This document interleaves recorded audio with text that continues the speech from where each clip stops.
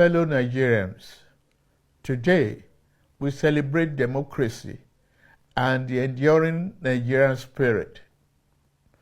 For 27 unbroken years, since May 29, 1999, Nigerians have chosen their leaders through the ballot, witnessed peaceful transition of power, and resolved disagreement in courtrooms and legislative chambers, not through violence. We have experienced the longest stretch of civilian rule in our history. Our democracy is not perfect, but it is ours, and we must continue to defend and strengthen it. In the coming days, Ekiti and Osun states will hold elections. I urge INEC, security agencies, and all parties to ensure these polls are peaceful and credible. Democracy fails when citizens doubt the process. To our National Assembly, judiciary, the press, and civil society, you are the guardrails of our republic. Criticize me, disagree with me, but never stop believing in Nigeria. To our young people, Nigeria is your home and your future.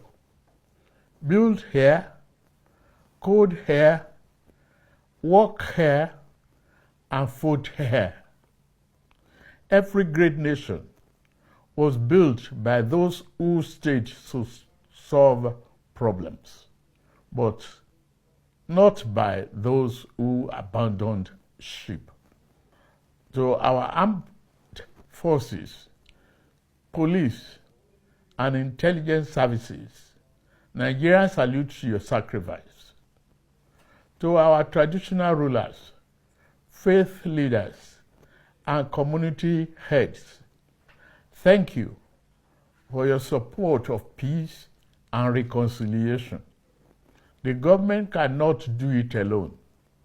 Today, we honor the resilience of Nigerians who refuse to surrender their faith in freedom and the courage of those who stood firm against intimidation. We pay tribute to patriots who endured persecution, imprisonment, exile, and even death so that future generations could enjoy democracy. I salute labor leaders, journalists, activists, students, women, professionals, political leaders, and soldiers, both those who passed and those still with us, for their patriotic contributions. Though this year's mood is dampened by the abduction of our children in Yoyo and Borno, we remain hopeful for their safe return. Democracy without security is not solid enough. That is why this administration has chosen both kinetic and non-kinetic strategies to restore peace, declared a security emergency, and approved the recruitment of 50,000 new police officers and thousands of military recruits. Our 2026 budget commits 5.41 trillion, our largest ever, to defense and security. We have moved from training with our allies to precision targeting. In Arege, we degraded ISWAP and command centers. Terror-related deaths are down by 81% since 2015. Over 13,000 terrorists have been neutralized in the past year. But we also keep the door of surrender open. Over 124,000 fighters and dependents have laid down arms since 2023.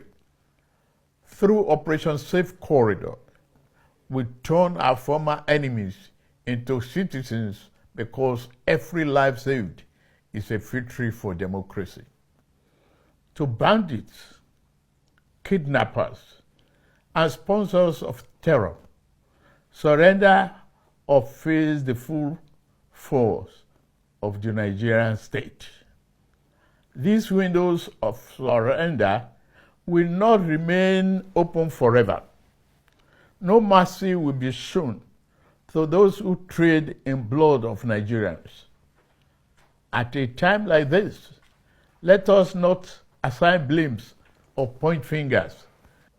Crime has no ethnicity. We must stand united and be assured that the enemies of our nation shall soon be history. We will triumph over terror and continue to build a more prosperous nation. June 12 occupies a sacred place in our national memory. It represents more than an election. It is a defining chapter in our history. We remember Chief MKO Abiola, who won a pan-Nigerian mandate transcending ethnicity and religion. We remember Alhaja Kudirat Abiola. We also remember Chief Ganifa Emi, Chief Bola Ige, Chief Alfred Rwani, and Pa Abraham Adesoya, Chief Anthony Enahoro, Alhaji Balarabe Musa, Commodore Dan Suleiman, Beko Ransom Kuti, Franco Kori, Arthur Nwanko, Chima Obani, Shehu Musa Yar'Adua, and the many other heroes and heroines of democracy whose sacrifices helped secure the freedom we enjoy today. As beneficiaries of their struggle, we have a duty to strengthen and deepen the democratic institutions for which they fought. The greatest tribute we can pay is to build a Nigeria where freedom is protected, justice is upheld, opportunity is expanded, and government is accountable. June 12, 1993, revealed the possibility of a true Nigerian nation. The heroes of June 12 secured political freedom. Our challenge is to secure economic freedom. Democracy must be felt in the quality of people's lives, in opportunities for youth, in prosperous farmers, successful entrepreneurs, and the dignity of our workers. The reforms we are undertaking were not chosen for ease, but for necessity. 3 years ago, our public finances were under severe strain. Investment was discouraged, and economic uncertainty threatened our future. We chose to act, embracing reforms to advance Nigerians' economic freedom. Since 2023, our reforms have restored stability and credibility to economic management. Federation revenues have risen, providing state and local governments with more resources for infrastructure, education, health care, and security. Fiscal transparency has improved. Leakage has been reduced, and public funds are better directed to national priorities. Investors' confidence has returned with investment in agriculture, energy, manufacturing, technology, mining, transportation, and the creative industries growing. Domestic refinery capacity has increased, strengthening energy security and reducing our reliance on imported petroleum products. By 2023, when we came on board, the electricity sector was characterized by chronic generation shortfalls and unreliable gas supply and transmission infrastructure, so fragile that they could not evacuate available power. Distribution companies were burdened by massive losses and a metering deficit of over 4 million. Worst of all, the value chain was drowning in legacy debt. The result was a sector that generated less than 13,500 megawatts installed capacity, a sector that transmitted less than it generated, distributed less than it transmitted, and collected revenue far below what it needed to sustain itself. To address the problem besetting the sector, I signed the Electricity Act, which grants state authority to generate, transmit, and distribute power. The Presidential Power Sector Task Force is working hard to reduce the metering deficit. It has also been authorized to raise 4 trillion bond to settle verified legacy debts. Rural Electrification Agency, supported by the World Bank and the African Development Bank, has deployed off-grid and mini-grid power to underserved communities, universities, markets, and hospitals. Electricity is a democratic dividend we owe every Nigerian. We intend to deliver it. Across the country, infrastructure projects are connecting producers to markets and creating opportunities for the enterprise and employment. The National Agricultural Development Fund is deploying 10,000 tractors over 5 years. Over 1,000 SME have been certified for export. Non-export grew by 21% last year. Yet, many Nigerians still face economic hardship.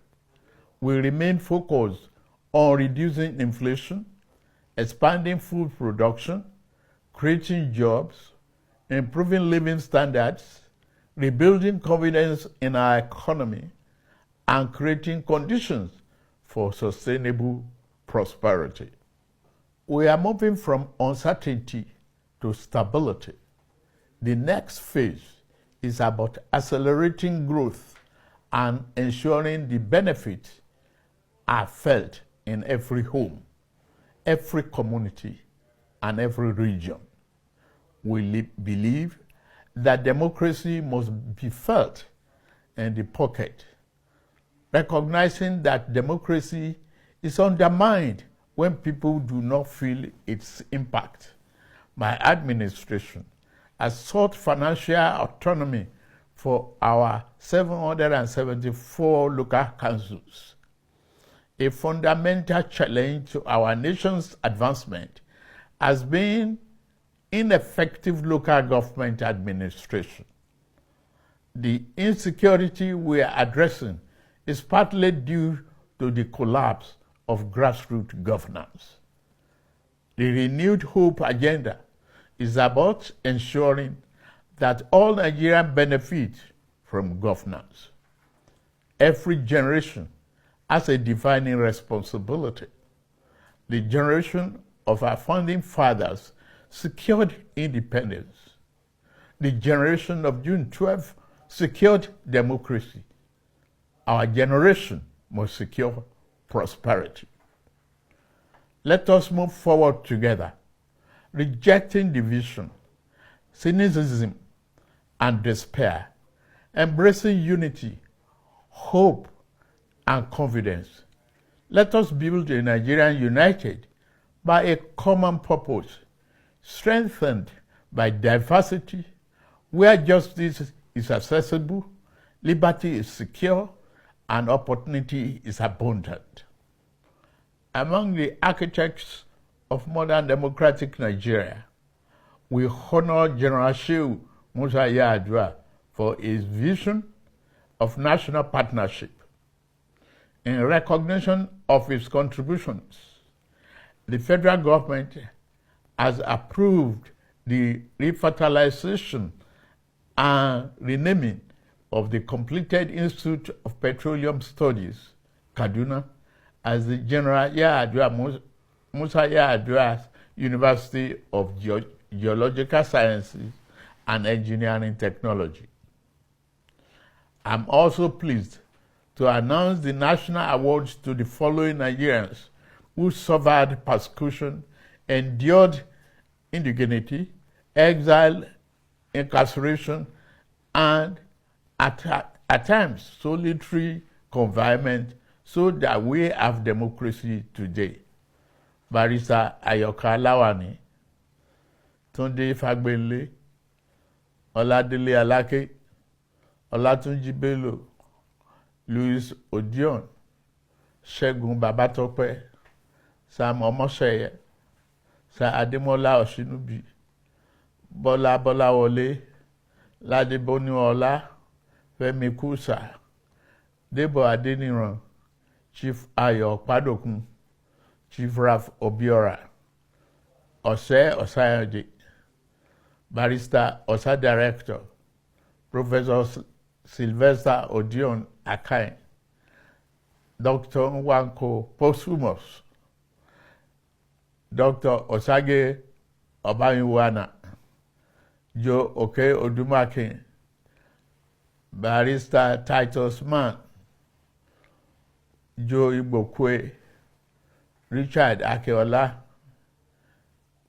Ben Charles Obi, Posthumous, George Umba, Niran Malaolu, Major General Shola Williams, retired, Femi Aborishade, Jenkins Alumona, Gbemiga Ogunleye, Muyiwa Adekaye, Babajide Kolade Otitoju, Ike Okonta.